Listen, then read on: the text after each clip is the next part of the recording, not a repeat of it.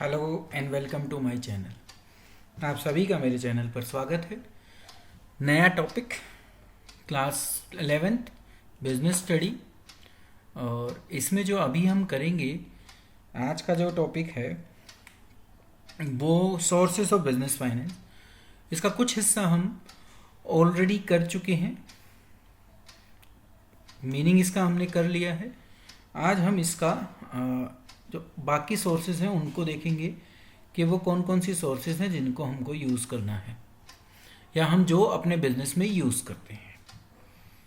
तो शुरू करते हैं class 11th business study unit 8। और यूनिट 8 जो बिलोंग करती है वो सोर्सेज ऑफ बिजनेस फाइनेंस या व्यावसायिक वित्त के स्रोत से बिलोंग करती है। मीनिंग टाइप्स, किस टाइप की होती हैं सोर्स ऑफ फाइनेंस, क्यों उनकी ज़रूरत होती है, फाइनेंशियल नीड क्या है हमारी, वो साथ ही साथ एक सोर्स जो रिटेन अर्निंग थी वो हमने इससे लास्ट वीडियो में या इससे का जो पार्ट 1 है उस पार्ट 1 में कर लिए। आज हम सेकंड वीडियो इस पर कर रहे हैं, जिस सेकंड वीडियो के अंदर हम जो सोर्सेज हैं वो लेंगे ट्रेड क्रेडिट, दूसरी जो सोर्स है वो फैक्टरिंग है, और तीसरी एक सोर्स और लेंगे वो है लीज फाइनेंसिंग। तो ये तीन जो सोर्सेज हैं वो हम इस वीडियो में करेंगे। हमने टाइप्स ऑफ सोर्सेज और बिजनेस फाइनेंस भी लास्ट वीडियो में किए थे पार्ट 1 में। आज पार्ट 2 है और पार्ट 2 के अंदर हम इन तीन सोर्सेज को बेसिकली करेंगे या सीखेंगे या समझेंगे। तो शुरू करते हैं अपनी वीडियो को। देखिए, सबसे पहले जो हमें इसमें करना है,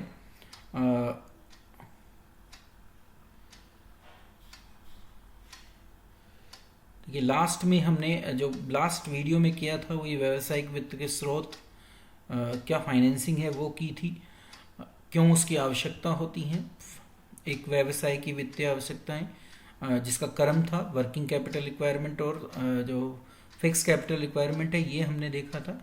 ये types of sources of business finance हैं जो बेसिस हैं पीरियड, ओनरशिप और जनरेशन के ऊपर बेस्ड, वो किया था लास्ट वीडियो में। ये हिंदी उसका मीनिंग या अनुवाद है। फिर ये रिटेन अर्निंग हमने लास्ट वीडियो में कर लिया था। आज हम रिटेन अर्निंग से आगे चलते हैं। इसकी मेरिट, इसकी लिमिटेशन हमने लास्ट वीडियो में कर लिया था। तो ये तो वो पार्ट था जो हम लास्ट वीडियो में कर चुके हैं। आज हम फर्स्ट पार्ट जो करेंगे वो करेंगे ट्रेड क्रेडिट। तो ट्रेड क्या होता है आपको पता है।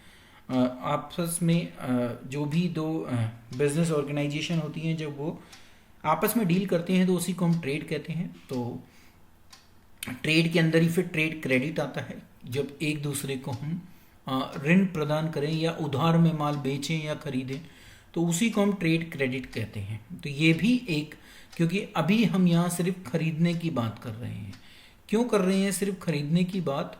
क्योंकि हम सोर्सेस की बात कर रहे हैं कि बिजनेस को फाइनेंस कहाँ से मिलता है। तो इसका मतलब अभी हम उस फर्म के पॉइंट ऑफ व्यू से बात कर रहे हैं जो माल को उधार में खरीद रही है, इस तरीके से वो इसको एक सोर्स के रूप में यूज कर रही है। तो trade credit is the credit extended by the one trader to another for the purchase of, देखो सिर्फ परचेज की ही बात की, सेल नहीं की, purchase of goods and services, उसी को हम ट्रेड क्रेडिट कह देते हैं। तो व्यापार ऋण माल और सेवाओं की खरीद के लिए एक व्यापारी द्वारा दूसरे व्यापारी को दिया गया ऋण कहलाता है। Trade credit facilitate the purchaser of supply without immediate payment, साथ के साथ आपको पेमेंट नहीं करनी होती और आप जो है माल को भी प्राप्त कर लेते हो। Trade credit is commonly used by business organization as a source of short term finance, छोटे समय की वित्तीय आवश्यकताओं को पूरा करने का एक साधन होता है जिसके रूप में वो उसको यूज करते हैं।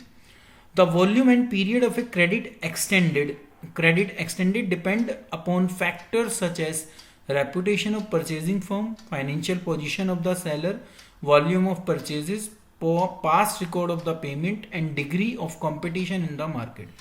तो आपको कितने दिन के लिए उधार दिया जाएगा, कितना उधार दिया जाएगा, वो किन फैक्टर्स के ऊपर डिपेंड करता है। तो उन्होंने बता दिया कि परचेजिंग फर्म की क्या हिस्ट्री है, रेपुटेशन क्या है, एक जो सेलर है उसकी खुद की फाइनेंशियल पोजीशन क्या है, परचेज कितनी वो कर रहा है ये डिपेंड करता है, उसका पास्ट रिकॉर्ड क्या है पेमेंट देने का वो उसको डिपेंड करेगा उसके ऊपर कि कितना उसको क्रेडिट दिया जाएगा, और कंपटीशन कितना है मार्केट में, इसको भी ध्यान रखकर हम उधार देते हैं। तो ये कहलाता है हमारा ट्रेड क्रेडिट का मीनिंग। अब फिर जो दो चीज़ें हमें इसमें पढ़नी होती हैं, ट्रेड क्रेडिट का अर्थ अगर हमने समझ लिया तो मेरिट समझनी है कि क्या फ़ायदे होते हैं इसको, इसके बिजनेस एक ऑर्गेनाइजेशन को। तो ये कन्वीनियंट है और कॉन्टीन्यूस सोर्स ऑफ फंड है, आसानी से उपलब्ध हो जाता है, साथ ही साथ हमेशा चलता रहता है अगर आप प्रॉपरली मैनेज करते हो, अपनी पेमेंट टाइमली देते हो, तो आपको एक कॉन्टीन्यूस सोर्स ऑफ फाइनेंस के रूप में या फंड के रूप में मिलता है। Readily available for sound credit worthiness customer, उपलब्ध है, हमेशा आसानी से उपलब्ध है, जो समय पर पेमेंट करता है, जिसकी साउंड क्रेडिट वर्थीनेस है मार्केट में, उसको ये बहुत आसानी से मिल जाता है। Use to promote sale of the enterprises, एक बेचने वाला क्यों उधार बेचता है, क्योंकि वो चाहता है कि उसकी सेल बढ़े, तो वो अपनी सेल को बढ़ाने के लिए भी ट्रेड क्रेडिट की फैसिलिटी अपने जो भी बायर है उसको देता है। It does not create any charge on the asset, मतलब कि इसके अगेंस्ट हमें कोई एसेट को जो है सिक्योर नहीं करना पड़ता, उसको गिरवी नहीं रखना पड़ता, इस वजह से ये किसी भी एसेट के ऊपर कोई चार्ज क्रिएट नहीं करती जो फर्म उधार ले रही है उसके। It is use to increase the stock for upcoming expected demand, इसको हम भविष्य में आने वाली मांग को, जो डिमांड एक्सपेक्टेड है उसको पूरा करने के लिए स्टॉक के रूप में भी इसका उपयोग हम ट्रेड क्रेडिट का उपयोग करते हैं। तो इस स्टॉक को बढ़ाने में भी हम प्रयोग में लाते हैं। तो ये थी इसकी मेरिट्स। अब लिमिटेशन, क्योंकि कुछ लिमिटेशन भी होंगी, लिमिटेशन आ गई। तो ट्रेड क्रेडिट की लिमिटेशन ये हैं, नॉर्मली नहीं मिलती इसीलिए कम देखी हैं आपको, इतना ज़्यादा नहीं है, बस ज़्यादा ओवर ट्रेडिंग नहीं करनी चाहिए, मतलब कि हमें उधार मिल रहा है तो हम उधार लेते रहें, सेल हो चाहे ना हो। तो ऐसे केसेस में जो है मेरे लिए बड़ी डिफ़िकल्टी हो जाएगी उनको पेमेंट, मुझे, क्योंकि ये शॉर्ट टर्म फाइनेंस है, मुझे उनको पैसा देना होता है, तो कभी भी उधार मिल रहा है इस वजह से ओवर ट्रेडिंग नहीं करनी चाहती। अगर कोई ओवर ट्रेडिंग करता है कोई ऑर्गेनाइजेशन तो उसके लिए डिफ़िकल्टी क्रिएट करती है। Only limited amount of fund can be generated through trade credit, ज़्यादा आपको उधार या ज़्यादा आपको जो भी रिक्वायरमेंट है वो वहाँ से नहीं हो पाती, कुछ लिमिटेड है, ऑब्वियसली है कि स्टॉक से तो लिमिटेड है ही, उसकी भी एक सीमा है, वो डिपेंड करती है कि आपकी फाइनेंशियल कंडीशन कैसी है, आपका पास्ट रिकॉर्ड कैसा है। तो आप यहाँ से ज़्यादा फंड की अवेलेबिलिटी नहीं कर पाओगे फंड के रूप में या फाइनेंस के रूप में अगर हम इसको देखें। और costly source of raising fund है, पर जब ही है जब आप टाइमली पेमेंट नहीं करते, तो धन जुटाने का एक महंगा स्रोत है। जैसे आप देखोगे तो जो लोग क्रेडिट कार्ड यूज़ करते हैं, तो क्रेडिट कार्ड की अगर आप रेट ऑफ इंटरेस्ट देखोगे तो वो 28% के आसपास कहीं है, जबकि नॉर्मली आपको पर्सनल लोन 12 के आसपास मिल जाता है, होम लोन आपको 5-6, इस समय 6 से 7 के बीच में चल रहा है। तो इसीलिए कॉस्टली सोर्स है, अगर इंटरेस्ट पे किया जाता है तो महंगा पड़ता है। हाँ, अगर हम टाइमली पेमेंट करते रहते हैं तो ये फिर इसकी डीमेरिट नहीं होगी, बट क्योंकि अभी हम लिमिटेशन के पॉइंट ऑफ व्यू से बात कर रहे हैं तो ये कॉस्टली सोर्स ऑफ फाइनेंस है। अब हम अगले पे चलते हैं जो बहुत इंपॉर्टेंट है, जिसको आपको समझना बहुत इंपॉर्टेंट है क्योंकि ये इजीली समझ में नहीं आता, फैक्टरिंग। अब फैक्टरिंग में होता क्या है, फैक्टरिंग अभी हम देखेंगे, ये तो कुछ फिगर्स हैं जो फैक्टरिंग की बता रहे हैं। अब ये जब ही आपको समझ में आ सकती है जब इसका आप मीनिंग समझ पाओ सबसे पहले। तो देखिए, सबसे पहले हम फैक्टरिंग को समझते हैं कि फैक्टरिंग होती क्या है। Factoring imply a financial arrangement between the factor and the client. Factor वो है जो हमें वो सेवाएं प्रदान करेगा फैक्टरिंग की।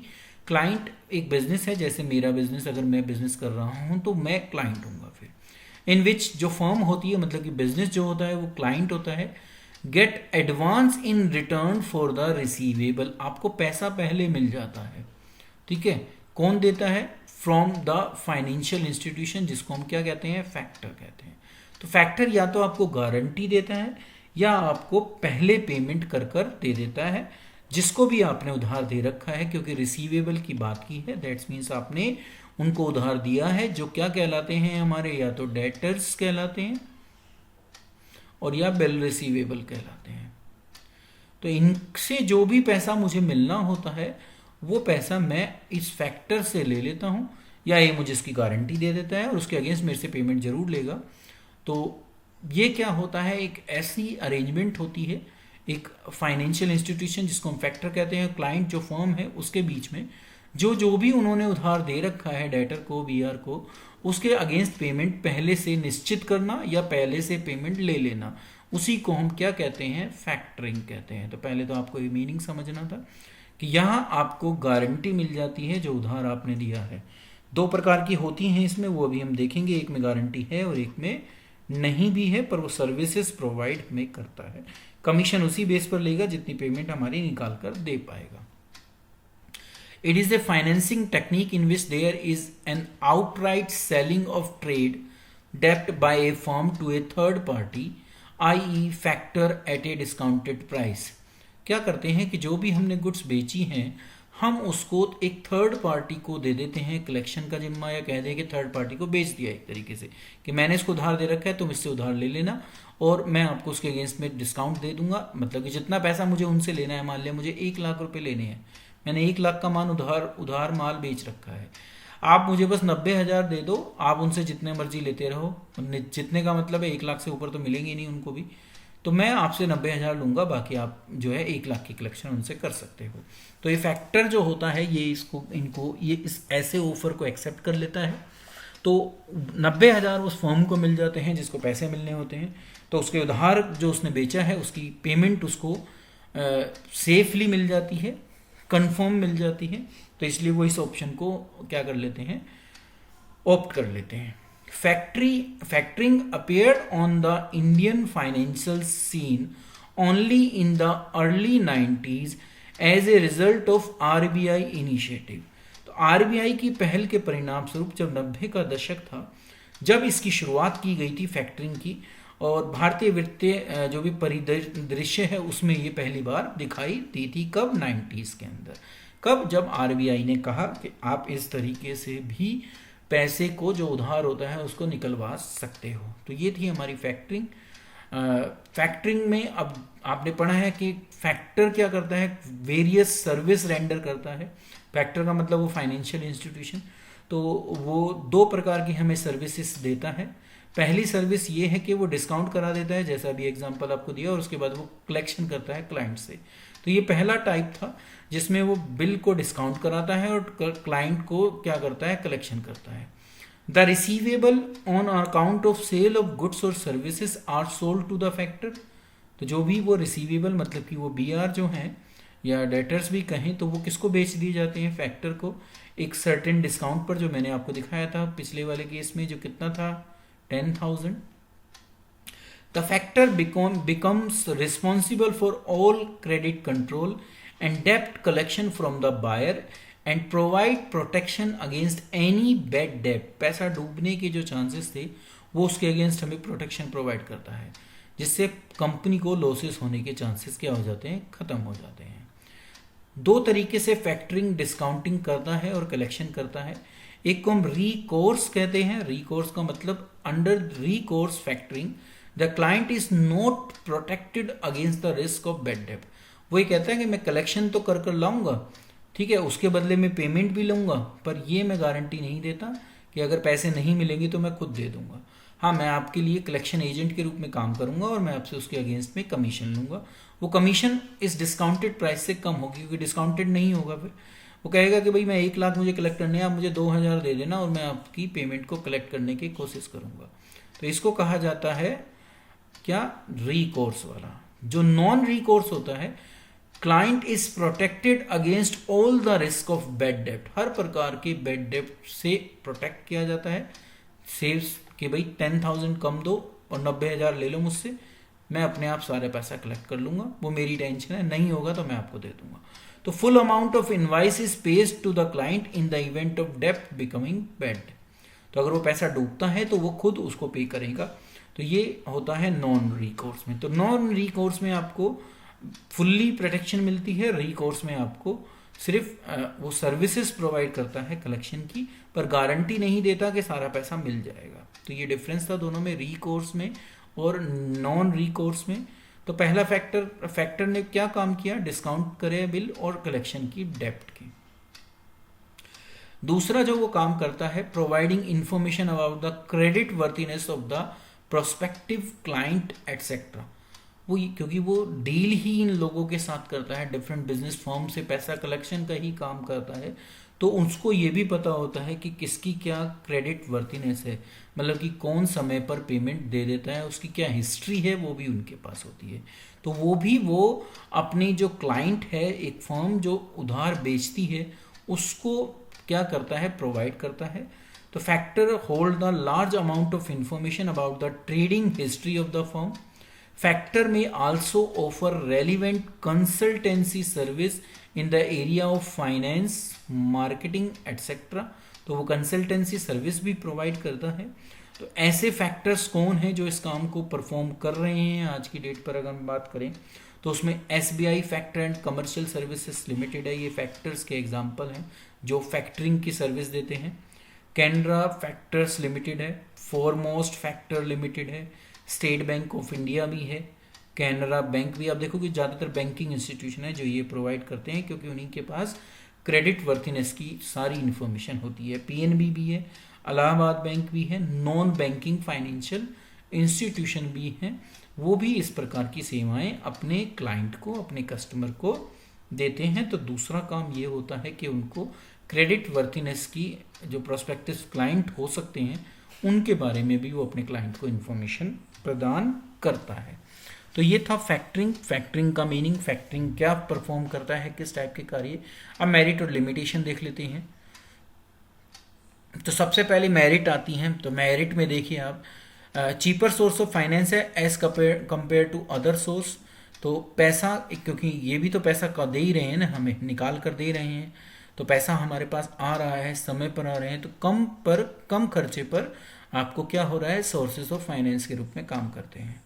The enterprises can meet it obligation on time. जो भी उसकी जो भी उत्तरदायित्व हैं, जहाँ पर भी उसने कमिटमेंट कर रखी है, वो उसको समय पर चुका सकती है, क्योंकि उसको पैसे मिलने की गारंटी मिल जाती है। फ्लेक्सिबल सोर्स ऑफ फाइनेंस है, आप अपने अनुसार उसको यूज़ कर सकते हैं। ये कोई भी एसेट पर कोई चार्ज क्रिएट नहीं करती, मतलब कि कोई इसके अगेंस्ट आपको कोई चीज़ गिरवी नहीं रखनी, कोई भी जो है सिक्योरिटी प्रदान नहीं देनी नहीं है उस फैक्टर को। The enterprises can concentrate on other important aspect of business through factoring. तो फिर उसको कलेक्शन पर ध्यान देने की जरूरत नहीं पड़ेगी, वो काम फैक्टर करेगा, वो बाकी जो इंपॉर्टेंट एस्पेक्ट हैं हमारे बिजनेस के उनको देख सकती है इसके थ्रू। तो ये सारी मेरिट्स थी, गुण थे, हिंदी में लिखे हुए हैं, आप हिंदी में भी पढ़कर इनको जो है अपनी स्टडी में आगे बढ़ सकते हैं। ये सारे काम एक फैक्टर प्रोवाइड करता है अपने क्लाइंट को।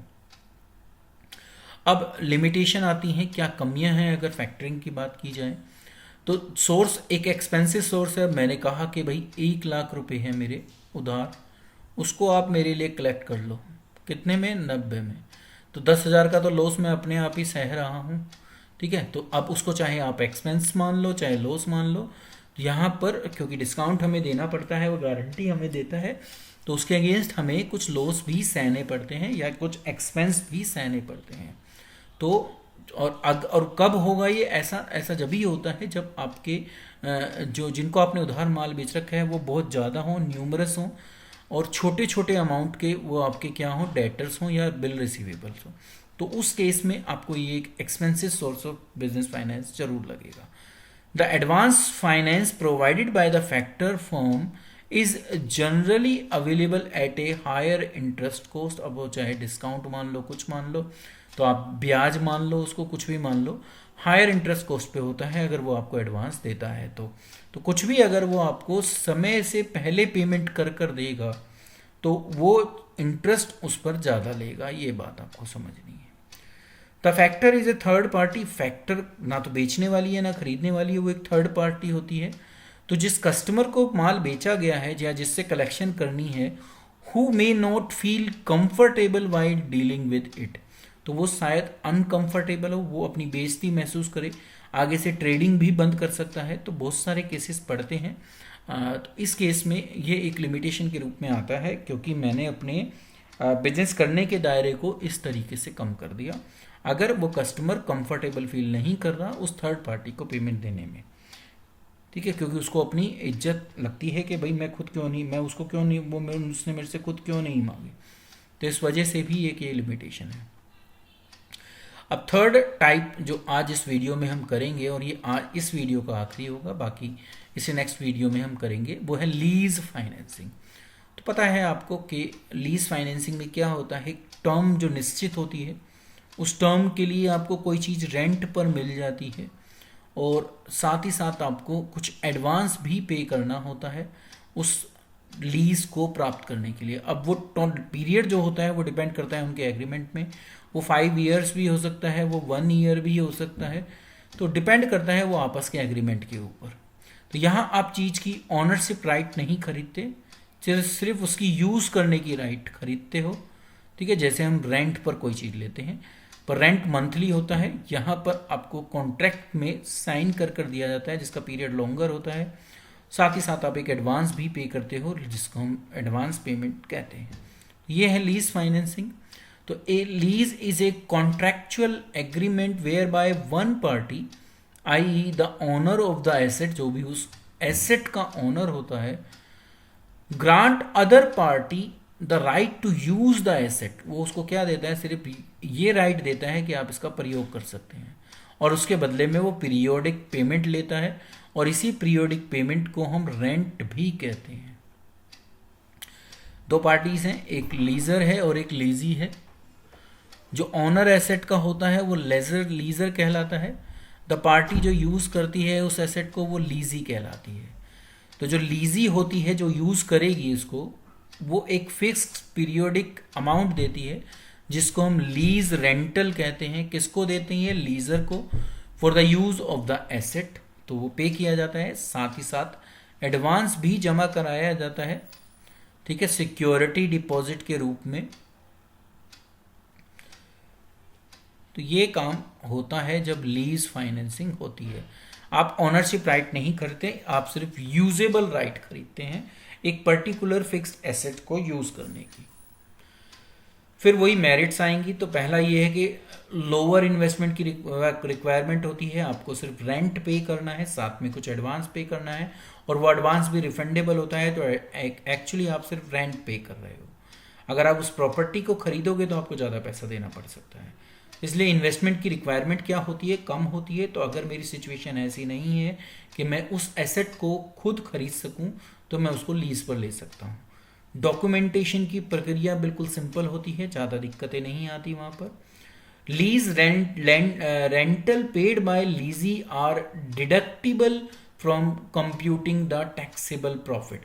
तो जब मैं अपनी प्रॉफिट को कैलकुलेट करूँगा जिस पर मुझे टैक्स देना है, या जिसको हम नेट प्रॉफिट कहते हैं, उस नेट प्रॉफिट में ये अमाउंट डिडक्टेबल होता है, मतलब कि एक एक्सपेंस के रूप में यूज़ किया जाता है, जिससे मेरा प्रॉफिट कम होता है, अल्टीमेटली मुझे टैक्स कम देना पड़ता है।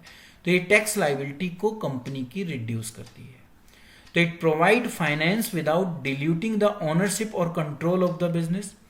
तो वो फाइनेंस प्रोवाइड करती है और बिना ओनरशिप छोड़े हुए, क्योंकि अगर शेयर इशू करूंगा उस एक पर्टिकुलर एसेट खरीदने के लिए, तो मैं अपनी ओनरशिप राइट छोड़ूंगा या मैं अपना कंट्रोल छोड़ूंगा। तो ये बिना ओनरशिप राइट या कंट्रोल खोए हुए भी उस एक पर्टिकुलर एसेट को यूज करने की राइट मुझे प्रोवाइड करती है।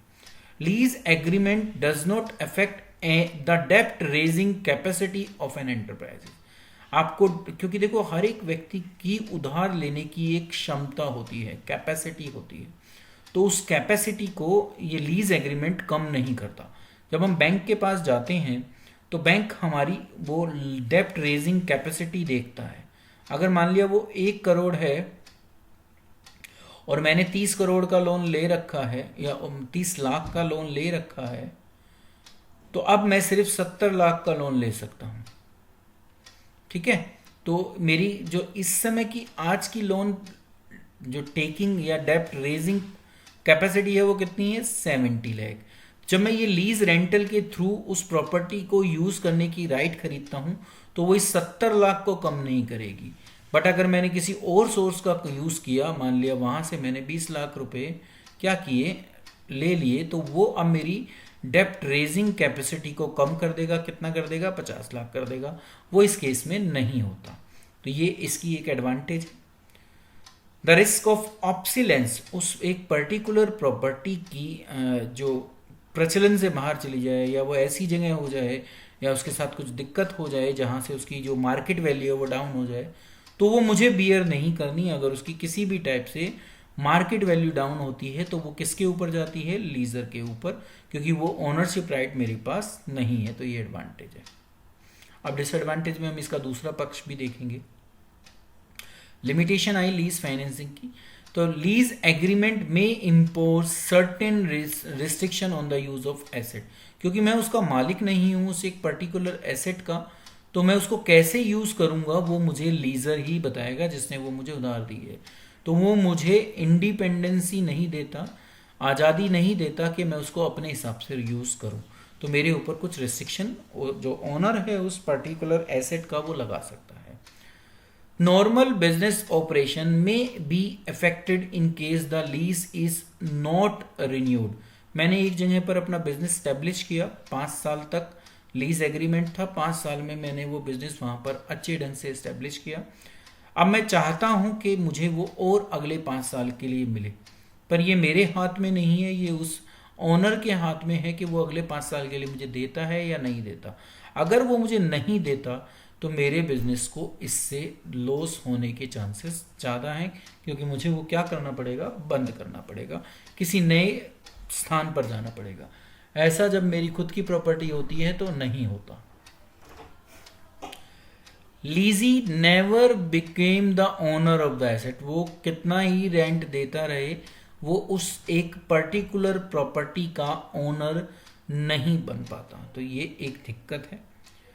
It may be result in higher payout obligation in case the equipment is not found useful and the leasee opt for premature termination of the lease agreement. Lease agreement बेशक 5 साल का हो, आप चाहें तो 1 मंथ या 2 मंथ के notice पर लीज एग्रीमेंट कभी भी समाप्त कर सकते हैं।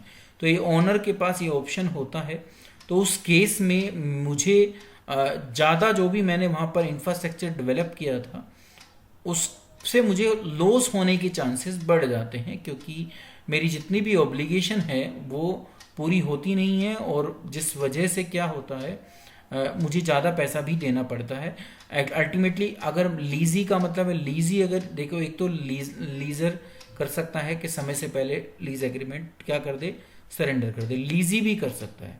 तो अगर लीजी करता है तो जो सिक्योरिटी उसने डिपॉजिट कर रखी है वो फिर कट के मिलती है उसको, ठीक है। तो उस अगर लीजी भी समय से पहले छोड़ना चाहता है तो वहां भी उसको लॉस होने के चांसेस बढ़ जाते हैं। तो ये दोनों ही कंडीशन में एक तरीके से एक फाइनेंस का महंगा स्रोत शामिल या कहलाता है।